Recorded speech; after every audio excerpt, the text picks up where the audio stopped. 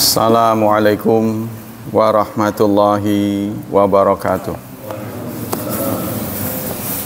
Innal hamdalillah nahmaduhu wa nasta'inuhu wa nastaghfiruh wa na'udzu billahi min syururi anfusina wa min sayyiati a'malina.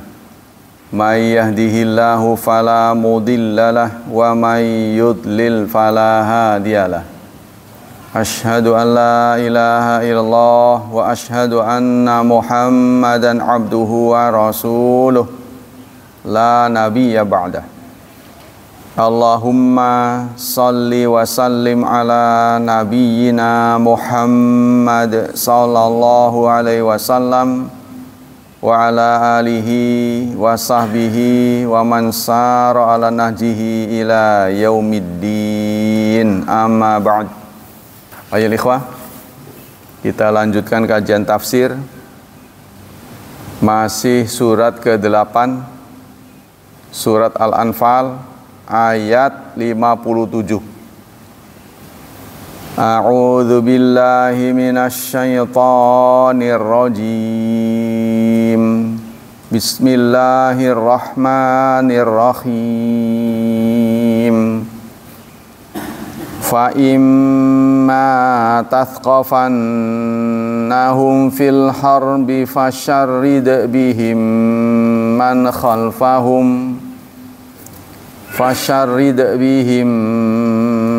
khalfahum la'allahum yadhakkarun. Fa imma, maka jika, ya, ini imma, ini tersimpan huruf in dan ma. Inma. Kemudian karena nun bertemu dengan mim menjadi idgham bi gunnah, maka ditasydid imma. Maka jika tathqafannahum, tathqafanna ini fi'il mudhari. Fi'il mudhari yang bertemu dengan nun takkid sakilah, sulasi mazid. Ya, kalau ain mudharinya di fathah ada dua kemungkinan fi'il madinya. Bisa fa'ala, bisa fa'ila. Jadi bisa asalnya itu thaqafa yathqafu, bisa begitu. Bisa thaqifa yathqafu.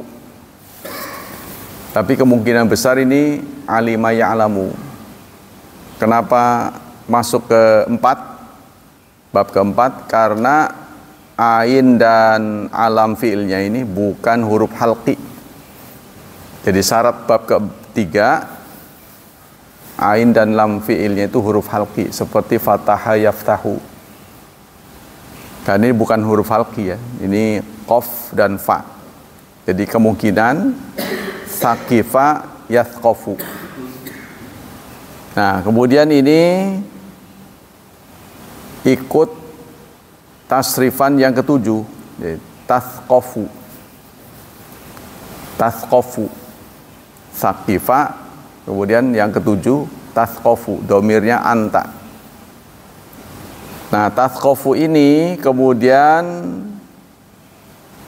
berjumpa dengan nun takkid sakilah. Jadi tathqafannahum. Jadi ada makna sungguh-sungguh. Maka jika kamu menjumpai sungguh-sungguh, menjumpai mereka fil harbi, dalam perang, fasyarrid, syarrid ini fi'il juga, ya. Fi'il apa? Fi'il amr. Fi'il amr dari sulasi mazid awal bab kedua, itu farraha yufarrihu, syarrada yusyarridu. Nanti fi'il amrnya syarrid. Tasrifan pertama domirnya anta, syarrid, maka gebrak, ya. Kalau di sini cerai cerai-beraikan. Syarid, usir, digusah. Itu kalau bahasa artinya. Fasyarrid bihim, maka cerai-beraikan mereka. Ya. Bi yang menempel pada syarid itu boleh jadi huruf jar yang diperbantukan untuk mencapai dua maf'ul. Karena syarid ini termasuk fiil yang butuhnya hanya satu maf'ul, tapi dia di sini dua. Karena dua dia minta bantuan bi. Ya. Jadi maf'ul pertamanya man, ya. Maka cerai-beraikanlah tuh man khalfahum, orang yang ada di belakang mereka, bihim, dengan mereka. Cerai-beraikanlah mereka, orang yang di belakang mereka. Ya, nanti kita akan baca tafsirnya. La'allahum yadzakkarun. La'alla ini temannya inna. Inna, anna, la'alla termasuk huruf nawasikh yang bisa merubah mubtada menjadi a-u, bukan u-a. Ya, jadi la'allahum, la'allahu ini yadzakkarun, fi'il mudhari lagi. Dari wazan apa yadzakkarun? Tasydidnya ada dua. Ya, semula ini fi'il madinya idzakkara. Idzakkara dari mana? Enggak ada wazan idzakkara, adanya tadzakkara. Tadzakkara. Jadi itu fi'il madi sulasi mazid 2 bab keempat. Jadinya asalnya tadzakkara. Ya, fi'il madi asal tadzakkara, kemudian taknya diganti dengan i, idzakkara. Ya, jadi tadzakkara, taknya dibuang kan susah tuh. Karena taknya dibuang kan susah. Ya ada tasydid, tadzakkara, ya tadzakkaru. Jadi diganti dengan hamzah, ditasyid, jadi idzakkara yadzakkaru. Nah, itu ketemu dah ya. Jumlah yadzakkarun ini adalah menjadi khabar dari la'alla. Fa imma tathqafannahum fil harbi fasyarrid bihim man khalfahum la'allahum yadzakkarun. Maka jika kamu menemui mereka dalam peperangan, ini menurut versi Kementerian Agama, maka cerai-beraikanlah orang yang di belakang mereka supaya mereka mengambil pelajaran. Kata-kata yang sulit di sini ada tathqafanna, thaqfu, adzufru wal idrak bihadzak. Yang namanya tathqafanna itu menjumpai dengan kecerdasan. Jadi nangkep dengan cerdas, berarti ini menyergap. Ya, maka jika kalian menyergap mereka, perang disergap, kita berhasil menyergap mereka, maka cerai-beraikanlah orang yang di belakangnya. Coba diacak-acak. Nah, ini satu teknik dari perang ya. Supaya yang di belakang itu menjadi pelajaran, biar kapok. Yuqalu, ini bahasa semua ya. Fasyarid, tasyrid, fil lugha, at-tabdid wa tafriq. Yang namanya syarid dalam bahasa artinya dibundesaken tuh, dihabisin serta diporak-porandakan, ditafriq, diacak-acak. Jadi kalau kalian menyergap mereka, buatlah mereka cerai-berai itu, ya.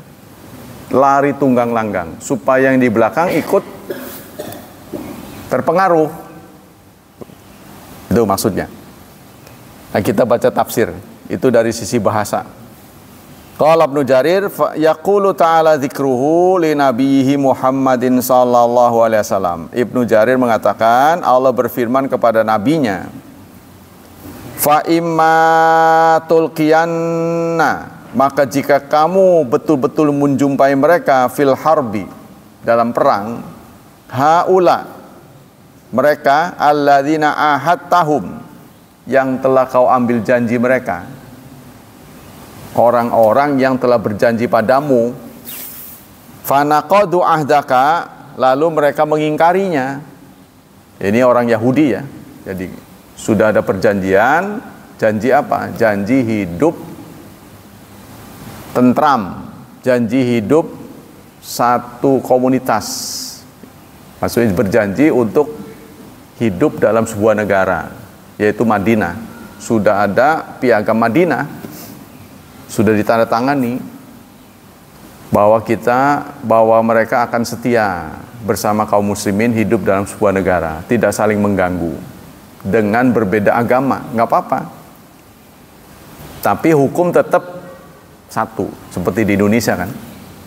Agama boleh berbeda, tapi dalam urusan pidana perdata harus terikat oleh satu hukum kan kita. Nah, begitulah Rasulullah pernah membuat piagam Madinah. Tapi orang Yahudi kemudian ingkar. Nah, orang seperti ini diapain? Ya dihukum. Nah, bagaimana kalau jumlah kaum muslimin masih sedikit? Ya perang. Kalau sekarang nggak perlu perang terhadap warga sendiri kan? Ya harus diselesaikan dengan hukum.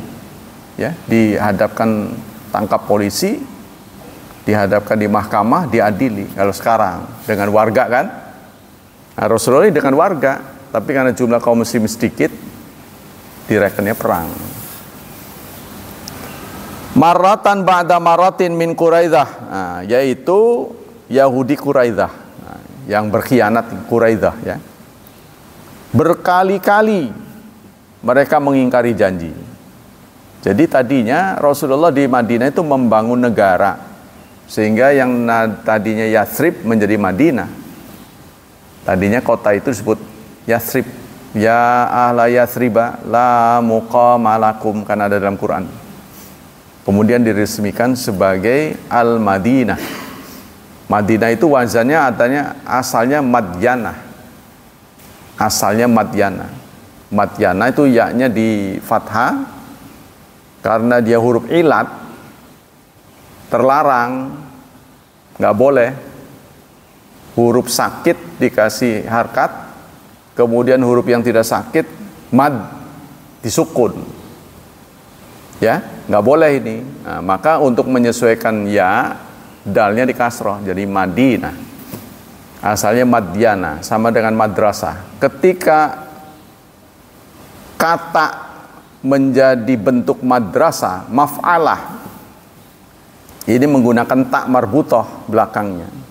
Itu berarti menunjukkan tempat yang di situ banyak, frekuensinya tinggi. Kalau madrasah, frekuensi darasnya, darosa yadrusu, belajarnya, kegiatan belajar mengajarnya tinggi di situ, makanya disebut madrasah. Nah, kalau Madinah apa? Warna agamanya pekat.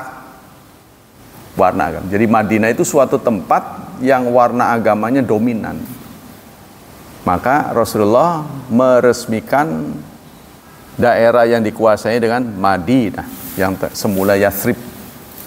Nah, itu ya, kita kembali ke sini. Fata surahum, maka kamu menawan mereka. Ya, jadi tangkap mereka, kemudian tawan. Fasyarid bihim man khalfahum, maka porak-porandakanlah. Jadi isinya, kalau di sini digebrak, kalau kita lewat pengadilan ya, dikapokin, dibuat jerak. Yaqulu faf'al bihim fi'lan yakunu musyarradan min khalfahum. Lakukanlah suatu tindakan sebagai orang musyarrid. Ya, musyarrid itu yang membuat kekerasan. Man khalfahum min nudharaihim, orang yang di belakang mereka dari teman-temannya.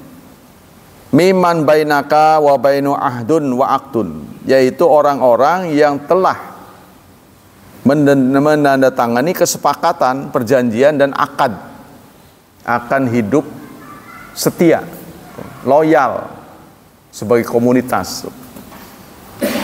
Wasyarid tadrid, yang namanya syarid itu tadrid, mengusir, usir mereka, gebrak. Watabdid, serta tabdid dibuat keras, wa tafriq dan dicerai-beraikan. Wa inna ma amara badil dzalika nabi Allah, sesungguhnya Allah menyuruh begitu kepada nabinya, ayaf ala bin naqid, itu untuk memperlakukan kepada orang yang mengingkari janji. Jadi ini kan bawaannya kekerasan berarti ya, kayaknya keras banget. Seakan-akan Islam itu keras sekali di sini. Jadi gebrak, cerai-beraikan mereka. Nah ini suasananya perang. Ingat, ini suasananya perang. Waktu perang tidak boleh ada kasih sayang. Maka surat yang turun saat perang pun tidak ada bismillah, yaitu surat ke-9 At-Taubah ya. Satu-satunya surat dalam Al-Quran yang tidak diawali dengan bismillah. Bahkan kalau mengucapkan bismillah hukumnya haram.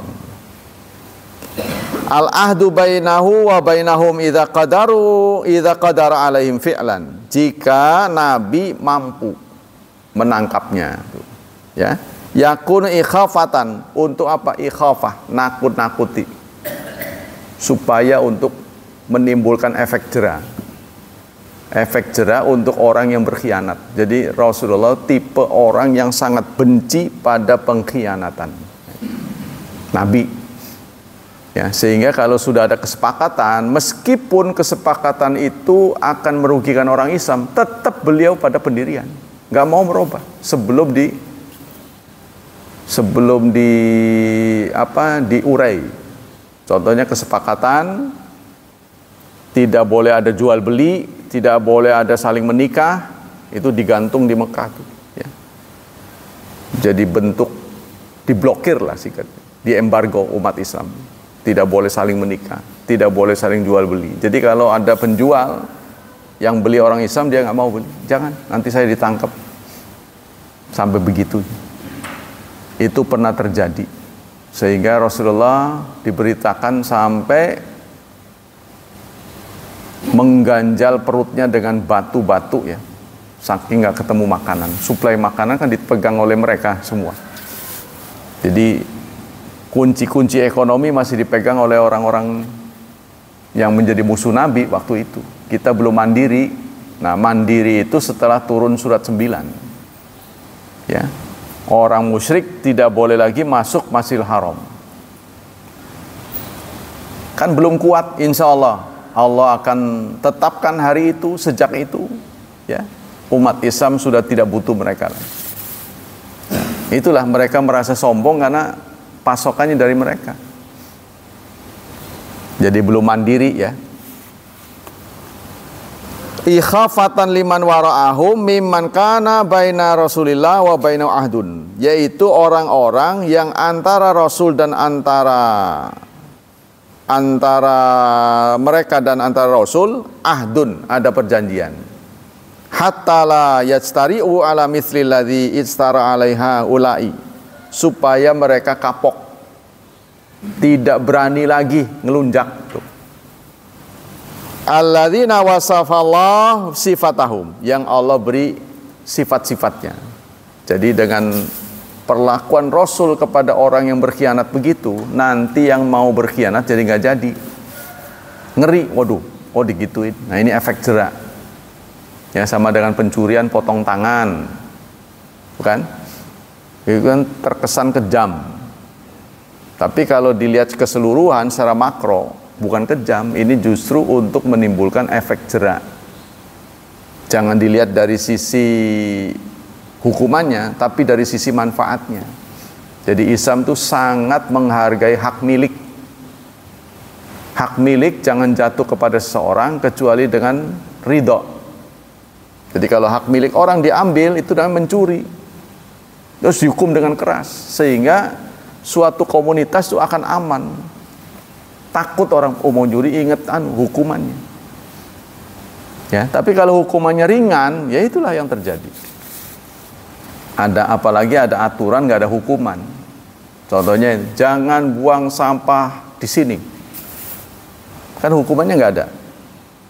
Ya, artinya kalau sampean buang sampah akan bla bla bla bla begitu. Nggak ada. Jojong aja buang. Seenaknya. Sampai disebut yang buang sampah di sini binatang, tetap aja itu dibuang aja. Saya amati tuh di dekat jalan yang kita ini, jalan layang ya. Tapi setelah ada spanduk, barang siapa yang buang sampah di sini, denda tuh waktu itu 250.000 berdasarkan perda pasal ini. Nggak ada sampah itu hilang. Lama-lama spanduknya robek, ada lagi. Jadi masang pengumuman nggak ini sih, nggak konsekuen. Ya, harusnya yang paten gitu. Nah itu. Jadi kalau ada hukuman tidak ada, ada aturan nggak ada hukuman, itu namanya bukan hukum, imbauan namanya. Ya. Jadi kalau tidak diterangkan hukumannya apa gitu. Ya banyak orang begitu. Saya enaknya aja. Nah, kita kembali sini. Jadi itulah ya manfaat dari hukuman. Kenapa hukuman Islam itu terkesan kejam? Ya, terkesan keras. Itu karena untuk memelihara keamanan. Dan yang dihukum tuh nggak begitu banyak. Pembunuhan, pencurian, pelacuran, hanya beberapa saja. Sisanya diserahkan kepada kebijakan setempat. Ya, contohnya minum khamr. Kalau sekarang bukan khamr, narkoba. Nah, narkoba kan tidak ada dalam Qur'annya. Nah, ini hukumannya gimana? Diserahkan kepada penguasa setempat. Apa yang cocok? Ya, kalau di Singapura hukum mati. Jadi di pesawat sudah diberitahu, negara ini adalah negara yang menerapkan hukuman mati bagi orang yang membawa heroin sekian gram. Itu di pesawat sudah diberitahu. Tapi meskipun hukuman itu hukuman mati, orang nggak ada yang protes.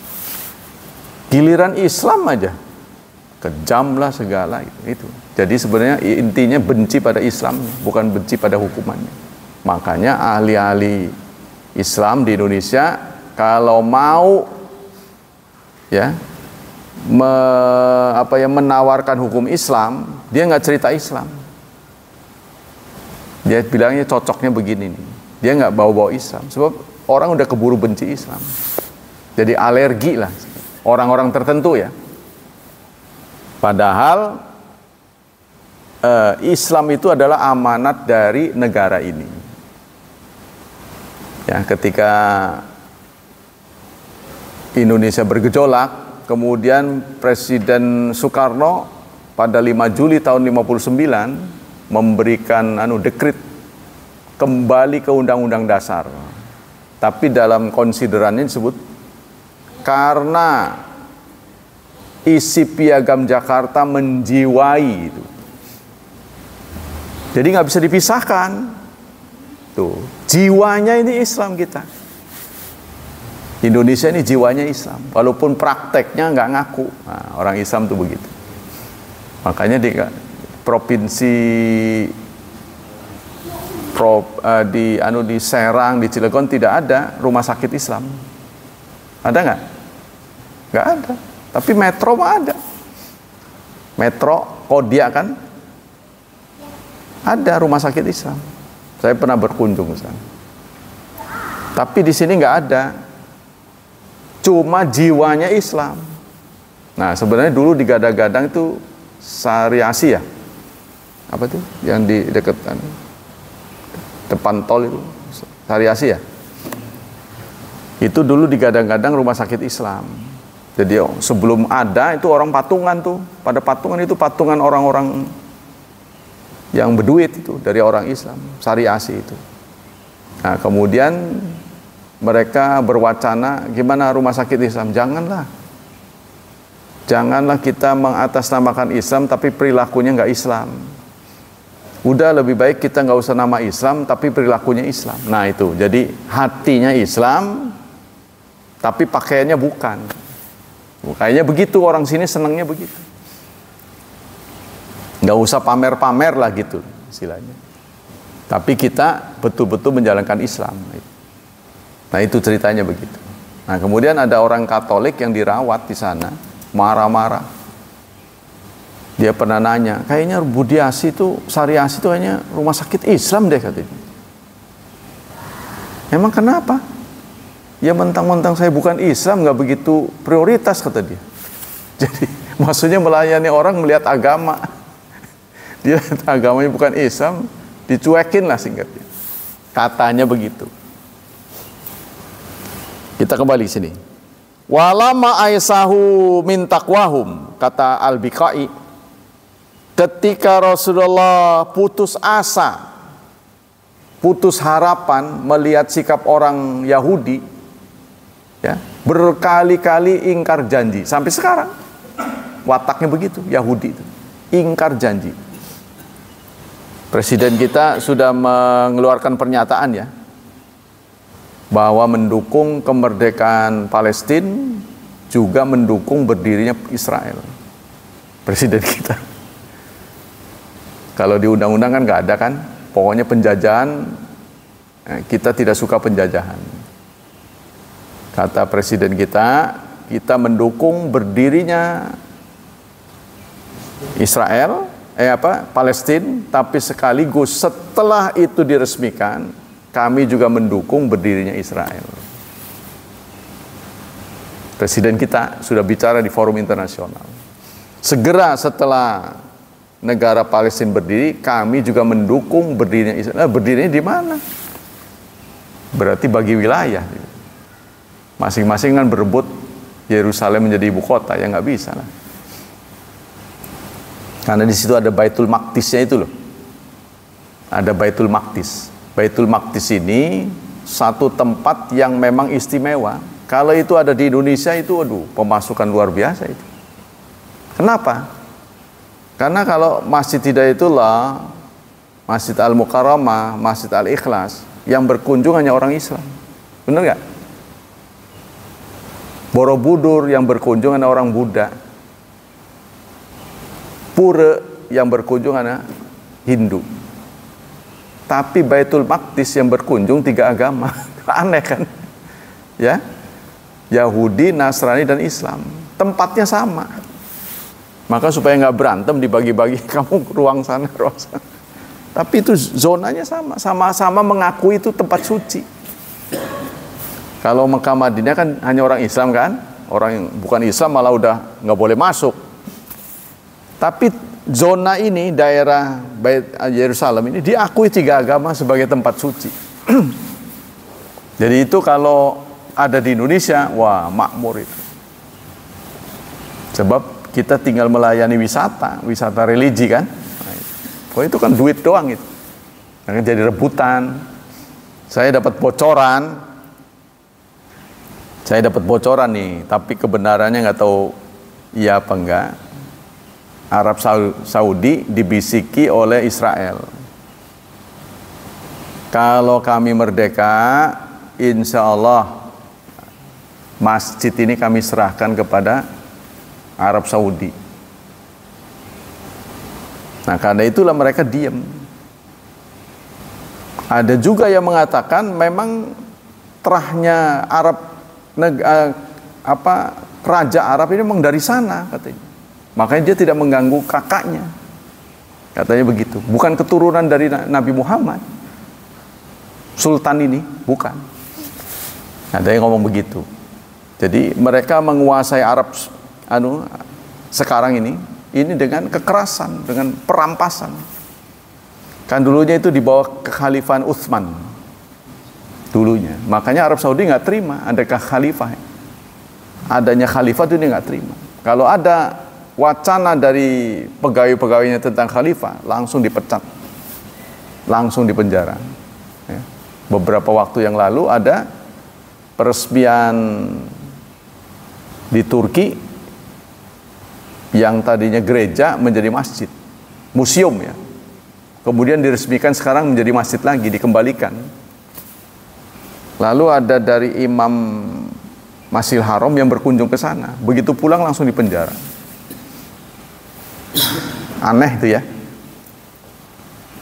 Nah ini kita harus ingat tuh sejarahnya. Jadi Arab Saudi itu mendapatkan kesempatan untuk menguasai Arab itu karena dukungan dari Inggris. Tuh, sejarahnya begitu. Mengingkari khalifah. Nah, itu makanya dia tuh sekarang. Jadi kalau dia ikut nanti takutnya kekuasaannya hilang. Wa qasawa ala kufri amarahu bima yuhinu qawahum. Maka Allah menyuruh Nabi Muhammad untuk merendahkan, menjatuhkan kekuatan orang Yahudi. Wa yahilu arahum min ilbasil ya'si bi inzalil ba'si kama jarat adatu subhanahu wa ta'ala anna yusihi bi rifqi bi ba'din nas li ilmihi anna amalahu yazku. Jadi Allah ya menyuruh nabinya agar berbuat keras. Untuk apa? Agar mereka itu putus asa. Artinya jerak, tidak akan mengulangi pengkhianatan demi pengkhianatan. Ini sampai sekarang sifatnya begitu. Mula-mula Allah akan menyampaikan dengan wasiat yang lemah, rifkun, dengan lembut ya. Bi ba'din nas, kepada sebagian, li ilmi anna amalahu yasku li bunyanihi, karena Allah tahu persis orangnya itu bisa dinasihati. Tapi kalau orang Yahudi Allah tahu keras, maka yang layak buat orang keras, keras lagi. Ala ahsani ahsas faqala mu'akidan li ajli ma jubila alaihi sallallahu alaihi wasallam mimma mahabbati rifqi. Maka Allah menguatkan, karena kebiasaan Rasulullah ini lemah, Rasulullah itu lemah lembut, maka Allah sampaikan, kalau kamu ketemu benar itu, maka pakai nun takkid sakilah. Jangan sampai ragu. Kalau ketemu, kamu sergap mereka, tangkap mereka, hukum mereka, supaya mereka tidak mengulanginya. Ayatu sadifannahum, artinya kamu nenggeli, artinya ngepas ketemu mereka, tangkap. Tadfaranna bihim, dan kamu menang, situasinya, kondisinya dalam keadaan menang, tangkap. Artinya menguntungkan ya. Fil harbi aylati min sya'niya ayyuharab fiyal mubtil. Artinya yang biasanya orang yang batil itu bisa diperangi. Wa yarbahu wa yarahabul muhik al mujmil. Serta orang yang benar posisinya menguntungkan. Jadi kalau kamu posisinya menguntungkan, berhasil menyergap mereka, jangan satu doang, lakukan lagi supaya teman-temannya lari. Jangan hanya satu. Fasyarid bihim man khalfahum ay fanakil bihim tangkilan yasda'u wa yufarriq. Artinya hukum mereka, gebrak mereka dengan gebrakan yang membuat mereka kocar kacir. Ya, jadi sekali-kali orang Islam juga harus begitu. An muhabarabatika min waraihim mimman huwa ala misli ra'yihim fil munafarah laka wala tatrukannahu aslan. Jangan kau biarkan mereka, habisi. Ya kan, kisos pertama itu terjadi karena orang Yahudi juga, yang beberapa rombongan datang kepada Rasulullah dalam keadaan sakit, minta pengobatan, diobati oleh Rasulullah. Mereka berjanji masuk Islam, ya, diobati. Mereka masuk Islam, kemudian diobati, diberi nutrisi, diutus ke peternakan ontak ya, disuruh diakomodasi, diberi akomodasi cukupnya. Alih-alih terima kasih, malah penggembala-penggala ini, peternak-peternak ontak ini dibunuh, dicongkel matanya. Kejam sekali mereka. Itulah awalnya kisos terjadi dalam Islam. Maka mereka pun diburu, ditangkap, dibunuh, dan dicongkel matanya. Rasulullah geram. Oh, kita nggak salah diperlakukan dengan menolong, malah digituin. Li'anna atba'aka amhara minhum wa ahdak. Karena pengikut-pengikutmu lebih mahir dan lebih cerdas. Fahum lidzalika asbat wa amkan. Maka mereka lebih teguh.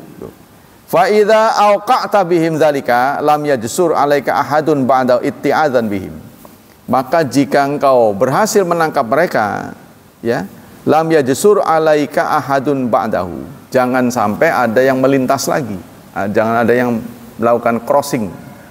Ya, artinya jangan ada yang wanten lagi melawan kamu. Ya, artinya tindakanmu itu biarlah kamu lakukan supaya menimbulkan efek jera. Jangan sampai terjadi lagi ada pengkhianatan. Ya.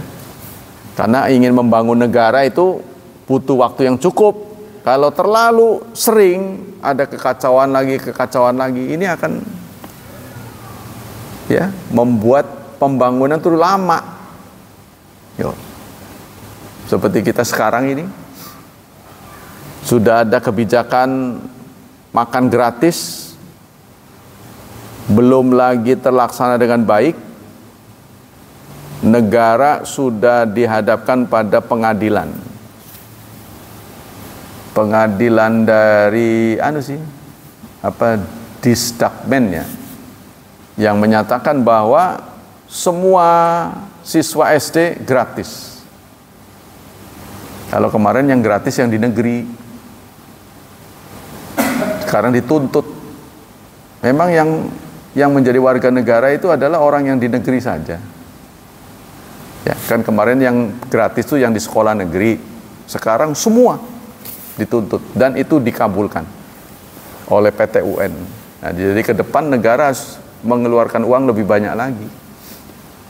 Jadi namanya sekolah gratis itu tidak hanya di negeri saja. Sebab yang namanya wajib belajar, yang belajar ini kan tidak di negeri saja. Ya, murid-murid yang di swasta kan juga sama belajar. Apa mereka bukan warga negara? Kan sama. Jadi yang salah negara, kenapa yang dibebankan rakyat? Maksudnya begini, jumlah wajib sekolah, katakanlah jumlahnya, katakanlah 2 juta gitu ya, contoh aja, 2 juta. Pemerintah baru bisa menyediakan sekolah yang bisa menampung 1,5 juta contohnya.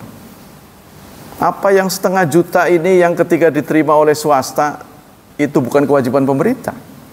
Kan sama kewajiban pemerintah. Jadi harus merata. Tuh. Tapi ya itu nanti pasti efeknya karena semua sudah gratis, efeknya pasti madrasah jadi sepi lagi. Karena kecenderungan orang tuh pada nggak mau sekolah agama. Ya, jadi beban nih buat penyelenggara madrasah ini tambah berat. Karena orang pada lari ke situ, kan otomatis yang masuk ke madrasah kurang.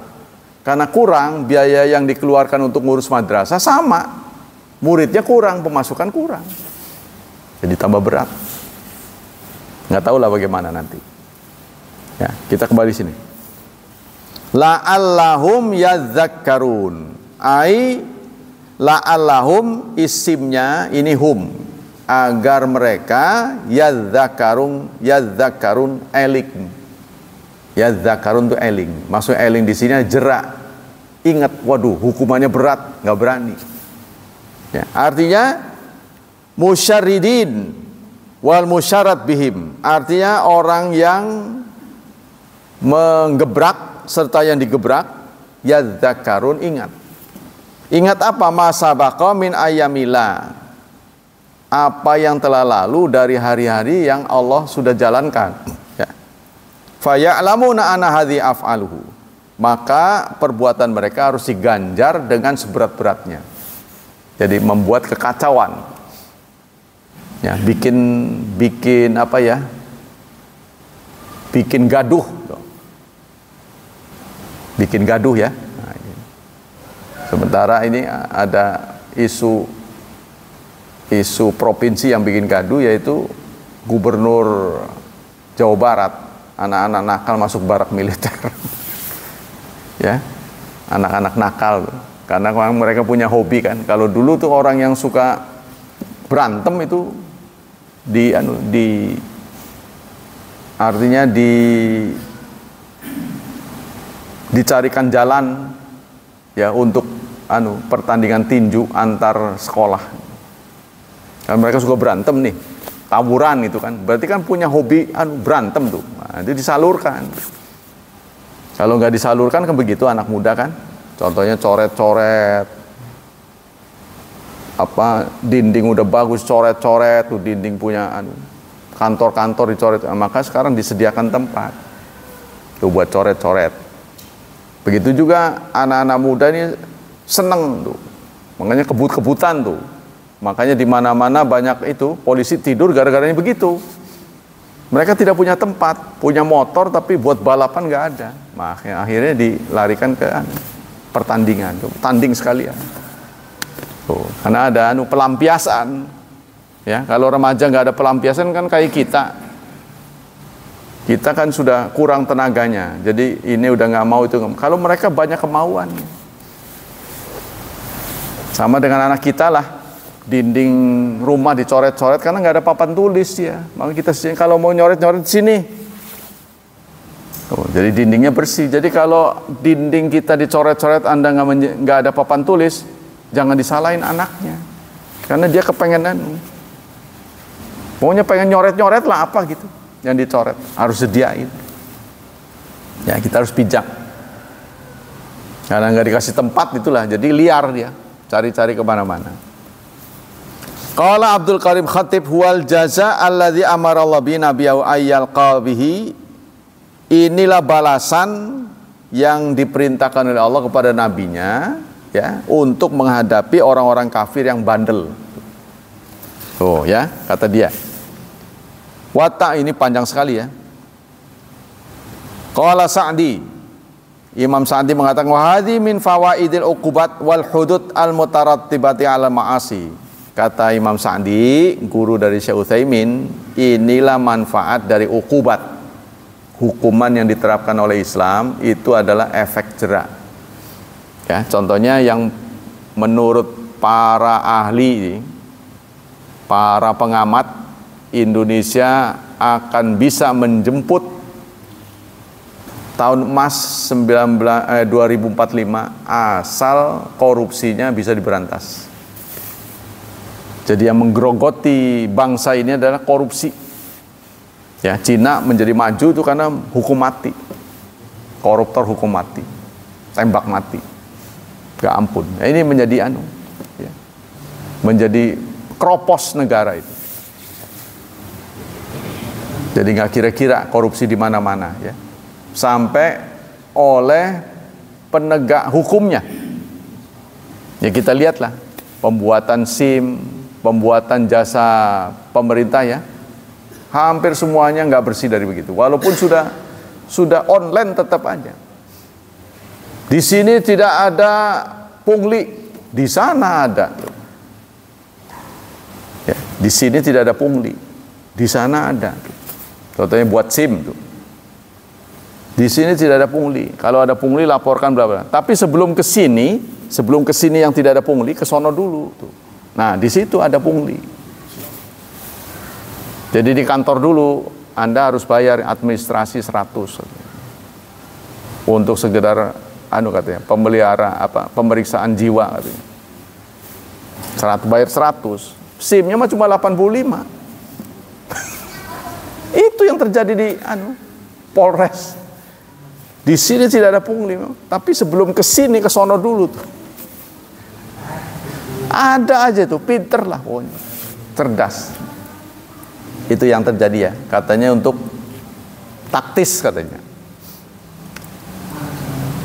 Nah, kata Sa'di begitu ya. Jadi hukuman dalam Islam karena ini berasal dari Allah, Sang Pencipta manusia. Jadi Allah tahu yang tepat menyembuhkan penyakit manusia ya Allah yang tahu, karena Allah yang menciptanya ya. Pencipta itu pasti tahu. Walau kana katsir khianat sari al-ghadar anau idza ata ahdan la yajuzu khianatu wa uqubatu. Anal kafir walau kana katsir khianat sari al-ghadar anau idza ata ahdan la yajuzu khianat. Tapi kalau orang kafir suatu saat sudah tepat janji, tidak khianat lagi, kita tetap harus patuh pada perjanjian. Wa qala Ibnu Asyur waqad amara Rasulullah fi hadzal amr bi ighlaz al-adu lima fi dzalika min maslahati irhabi a'daihi. Kata Ibnu Asyur, perintah Allah kepada Rasul dengan ighlaz, keras, Tujuannya apa? Untuk irhab, untuk memberikan pesiwar. Jadi teror itu dibutuhkan kalau kita menghadapi orang yang nggak benar. Ya, musuh harus dia teror. Jadi kalau bisa jangan sampai ada korban. Kalau digetak dia lari, itu lebih bagus daripada terbunuh, gitu kan? Jadi nyawa kalau bisa paling belakangan. Ya, jadi kalau bisa digertak lari tunggang langgang, kita ambil hartanya menjadi ghanimah, itu jauh lebih baik daripada terjadi pembunuhan. Ya, terjadi korban. Wallahu a'lam bishawab. Kita baca fatwa-fatwa Syekh Utsaimin. Bismillahirrahmanirrahim.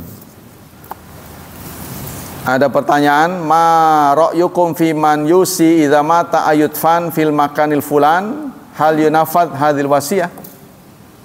Bagaimana pendapat Anda, ini pendapat Syekh Utsaimin ya, tentang orang yang berwasiat menjelang wafatnya, nanti kalau saya meninggal tolong dikubur di tempat tertentu. Ya, nanti saya pengennya dikuburnya di tempat tertentu.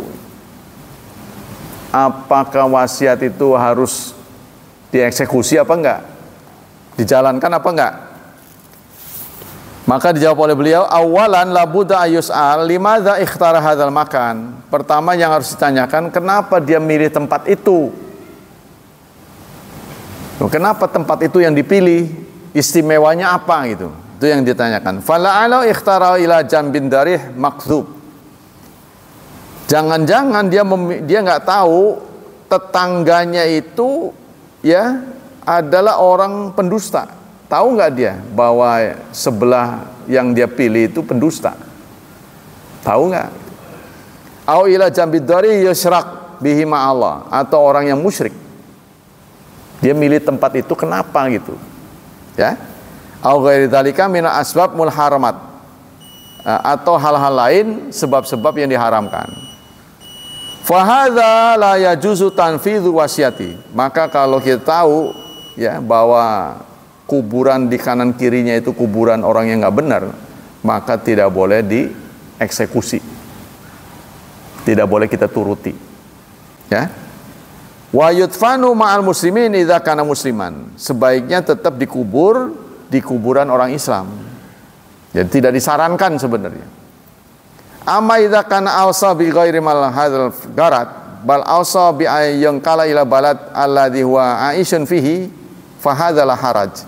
Tetapi jika dia berwasiat, ya, tujuannya adalah memang saya berasal dari sana, jadi saya ingin dikubur di tanah kelahiran saya. Contohnya gitu kan?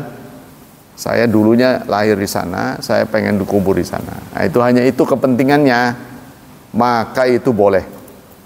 Tuh.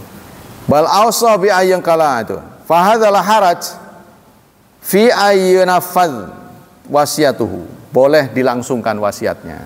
Idza lam yakun fi dzalika itlafun lil mal. Jika, tapi ada syaratnya, jika ya, pengalihannya itu tidak membuat ongkos yang banyak. Kata dia penghancuran harta katanya. Boros gitu ya.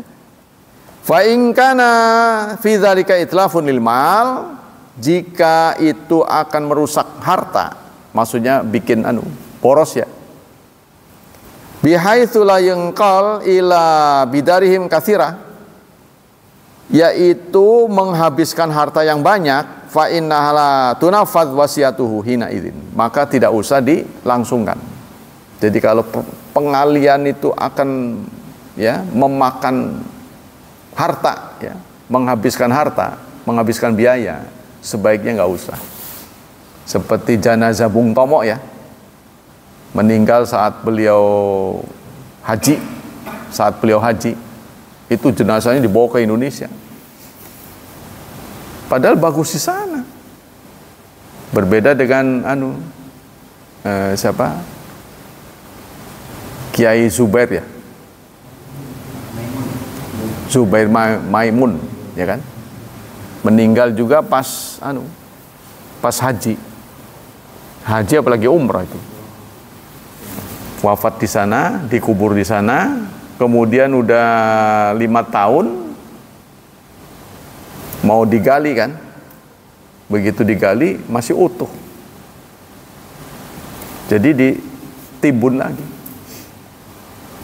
Jadi itulah terlihat jasad yang utuh di dunia modern itu salah satunya itu ya Kiai Maimun Zubair. Nah, karena orangnya ikhlas ya. Murid-muridnya ratusan ribu apa ya? Artinya banyak sekali. Pesantrennya sangat luas. Madamatil ardu au arda muslimin. Ya, apalagi yang saya patut sesalkan ini ada beberapa jenazah yang dikuburi di dalam masjid. Ini siapa nggak tahu yang kasih inspirasi begini. Mungkin dia niru Nabi itu. Kalau menurut pemikiran saya. Kalau Nabi, kuburan Nabi itu bukan masjid. Sebenarnya rumah beliau. Cuma rumah beliau dekat masjid. Itu persoalan itu aja. Jadi saat Rasulullah wafat, mereka ada yang tahu nggak kalau Nabi ini dikuburnya di mana, itu kan? Sama dengan mereka khilaf tentang jenazah Nabi ini. Apakah kalau mandi Nabi dimandikan nanti itu ditelanjangi apa enggak? Seperti kita memandikan jenazah, itu kan? Maka tiba-tiba ada suara kalau tentang kuburan. Ada sahabat mengatakan, saya pernah mendengar Rasulullah bersabda bahwa Nabi dikubur saat dia jatuh, saat di mana dia wafat. Nah, beliau kan wafat di kamarnya Aisyah, maka disitulah dia dikubur. Nah, ketika berkhilaf, berselisih tentang dimandikan apa enggak, tiba-tiba ada suara, jangan ditelanjangi, mandikan dengan bajunya. Nah, jadi beliau tidak ditelanjangi, mandi dengan bajunya. Nah itu. Nah lama-lama Masjidil Haram ini, Masjid Nabawi perluasan. Jadi kena rumah beliau ini. Nah itu. Nah ini menimbulkan inspirasi beberapa orang ninggal dikubur di masjid. Nggak ngerti saya. Kalau ninggal tuh yang bagus ya dikubur kuburan, makan di tempat makan, tidur di tempat tidur itu bagus, ya kan? Sholat di masjid kan, masjid kan tempat sujud artinya, kan itu tempatnya. Tapi aneh itu. Ini yang melakukan bukan orang-orang kecil, orang-orang besar. Ada lagi yang meninggal di lapangan ditaruhnya, bukan kuburan, bukan masjid. Karena di lapangan itulah dia sering melakukan upacara KBIH. Jadi penyelenggara KBIH ya ninggalnya itu ditaruh di lapangan di mana dia suka ngajak jamaah. Apa buat kenang-kenangan apa gimana? Nggak ngerti tuh. Ini inspirasi dari siapa ini? Salah ini. Ya, itu banyak juga. Saya nggak perlu tunjuk ya KBIH-nya.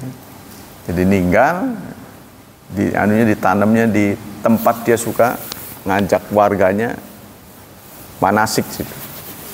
Apa untuk kenang-kenangan bagaimana itu? Jadi mungkin ditanam di masjid supaya orang sholat tuh dia dengar gitu, bagaimana? Supaya ziarahnya gampang katanya. Kalau orang ke masjid ziarah ke dia, itu kan tidak ada sunnahnya. Itu juga sama orang-orang besar, ustadz. Nah, kita kembali ke sini. Ada yang bertanya, innau yuridu ayyahuj wa qad hummila idatu wasaya yaqulu inna talamini majmu'a minan nas ayatiya lahum bi syai'in min Makkah wal Madinah mithlu hajar aw ma aw qalilu turab aw ma asbadalik fa kaifa asna'u waffaqakumullah. Ada seseorang yang haji dititipi oleh berbagai titipan, mendapat titipan. Titipannya itu apa? Antara lain membawa batu, membawa tanah ya dari Mekah atau Madinah. pengen dibawain itu. Gimana menjalankan wasiat ini? Boleh nggak? Jadi ada orang yang mau berangkat haji, ketitipan, tolong bawain batu dari sana. Pokoknya partikel dari Mekah Madinah lah gitu. Apa kayak gitu. Gimana kalau wasiatnya seperti itu? Nah, dijawab oleh beliau, hadil wasaya allati asyara ilaiha ayatia ila man ausau biturab, membawa turab atau membawa air. Ya kalau air Zam-Zam nggak masalah ya. Au ahjar, atau batu minal haram, dari haram, la yalzamuhu ayyafiya biha, tidak wajib disumponi, tidak boleh bahkan. Walahu ayyaruddaha alaihim, ya. Kalau kita mendapat wasiat seperti itu, angguran kita nolak, maaf nggak bisa. Jadi kalau kita diwasiati oleh orang untuk melakukan maksiat, langsung kita tolak saja, nggak usah ragu-ragu. Ya. Idza stabdala hadhihi wasaya bi ayyad Allah lahum fi hadhihi masyair bima fihi khairan lahum. Tapi kalau dititipi doa boleh. Tolong doakan saya, itu kan, di tempat ini, contohnya di Arafah, tolong bantu bawa doa saya. Boleh. Wa kana dzalika aula wa ajdar wa ahsan. Nah, kalau titipan seperti itu justru lebih baik. Pertanyaan berikutnya. Imra'atun awsat inda wafatiha bijami dhahabiha bi anau lil masjid walil ma'il barid. Ada seorang wanita wasiat saat menjelang wafatnya agar semua harta yang dia miliki tolong dibelanjakan buat masjid. Ya, dia wasiatnya begitu. Tolong untuk masjid dan untuk air dingin, plus air dingin. Jadi masjid dan air minum dingin. Ma'al ilmi bi anal ma'al barid mutawaffar fi hadzal masjid. Di masjid itu sudah ada air dingin. Nih kata yang nanya nih. Ya. Haitsu yajudu hunai baradat, karena di sana itu sudah ada pendingin. Maksudnya kulkas, ya. Fal yajuzu bai'u hadzal dzahab wa syira'u mukayyifat li masjid. Bolehkah wasiatnya itu dialihkan untuk beli yang belum ada? Contohnya kipas angin, yang belum ada kipas angin, tapi kulkas sudah ada untuk pendingin, ya, dispenser lah gitu. Yang belum adalah kipas angin yang juga dibutuhkan. Mal ilmu bi al waratha la yumani'un. Sementara ahli waris juga tidak menolak. Kalau diberikan kipas angin nggak nolak, dan masjid membutuhkannya. Minta wasiya bi kamiliha wa laysa bi thuluth hasab syar'i. Dijawab oleh beliau, na'am, idza wafaqa waratha ala tanfidhi wasiat fa tunaffadz kama qalatil mar'a. Benar, kalau ahli waris tidak keberatan, silakan, ya, dijalankan sesuai dengan wasiat. Fa idza qadara anal masjida mustaghnin an tabridil ma', kalau suatu masjid sudah punya, sudah nggak butuh benda yang dia tunjuk untuk wakaf tadi itu, ya, tolong belikan tuh. Contohnya belikan AC, padahal udah cukup. Nah, gimana wasiatnya? Yang kurang malah bukan AC, contohnya apalah gitu, ya. Boleh nggak dialihkan begitu? Nah, menurut di sini boleh, sepanjang ahli warisnya tidak keberatan. Sebab intinya dia ingin menyamankan masjid, intinya. Tapi kalau sudah ada, ditambah lagi ada lagi, nggak usah seperti itu, ya. Seperti ada orang membangun masjid, pokoknya lahan masjidnya milik masyarakat, tapi bangunannya milik dia. Karena udah lama, ini kayu-kayunya pada keropos, si kayu masjid. Jadi pengen direnovasi, dia larang, nggak mau, dia berontak gitu. Wah, jangan, ini orang tua saya, nanti wakafnya putus. Nah, kalau memang nggak ketiban, nantinya orang sholat ketiban bagaimana? Kayunya keropos. Jadi dia nggak boleh. Maka di PCI itu terjadi ada 2 masjid rendengan. Apa-apaan nih saya bilang. Yang satu dengan bangunan kecil, satu bangunan besar, bikin lagi. Apa nggak bagus sih Rom? Mau kami begitu Pak katanya. Tapi ini yang wakaf ini nggak mau. Nah ini namanya saking saking dangkalnya itu. Ya sama dengan inilah, katakanlah karpet, wakaf karpet. Karena udah lama-lama lapuk, mau diganti, marah dia kan. Waduh gimana terus ya? Itu kan pikirannya sempit, sama dengan begitu. Nah, itu intinya adalah Allah Maha Tahu. Jadi jangan menganggap ini karena lama-lama nggak dipakai berarti wakafnya hilang. Allah kan sudah Maha Tahu. Yang menilai kan Allah bukan manusia.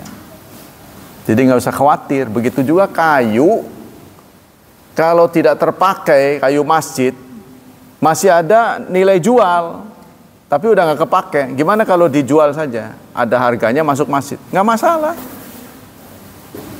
Jadi nggak harus bentuk itu sampai tamat, nggak usah. Ya, seperti yang diyakini oleh beberapa orang.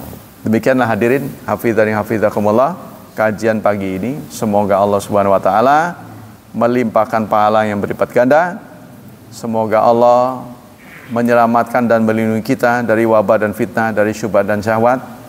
Tidak lupa kita selalu berdoa untuk anak-anak kita. Semoga hidup mereka dimudahkan, diberkahi, dan ditakdirkan Allah menjadi hamba Allah yang salih dan salihat. Subhanakallah wa bihamdika, asyhadu an la ilaha illa anta, astaghfiruka wa atubu ilaik. Wassalamualaikum warahmatullahi wabarakatuh.